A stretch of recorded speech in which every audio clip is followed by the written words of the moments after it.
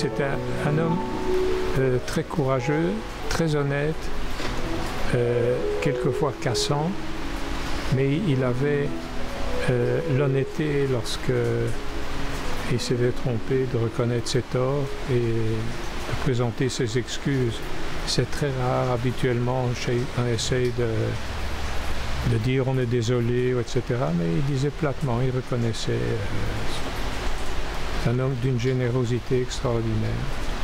À tout point de vue, moral, financière aussi, les gens dans la difficulté, il les aidait à ses dépens. C'était aussi un visionnaire. Tout ce qu'il voulait réaliser, il l'a fait concernant la Fondation Auschwitz, sauf amener un wagon de déportation dans la cour de l'établissement où sont nos bureaux. Ce sont les archives de la ville de Bruxelles. Et là, il n'y a vraiment pas moyen de mettre un...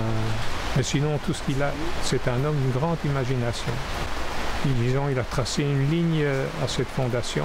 C'est une ligne laïque que nous poursuivons dans cette direction. En fait, c'était une amicale des ex-prisonniers politiques, mais qui regroupait non seulement des juifs, mais des juifs, des non-juifs, donc tous des gens qui avaient été détenus, et ça s'est resté très ouvert. Et ça continue comme ça. Notre conseil d'administration, il y a une vingtaine de personnes, je crois qu'il y a 4-5 juifs, et le restant sont des non-juifs. C'est un homme qui n'a jamais baissé les bras. Très courageux.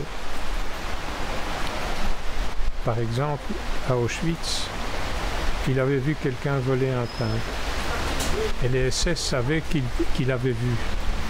Alors, ils lui ont dit « Qui ça ?» Il a dit « Je ne sais pas, je n'ai pas vu ».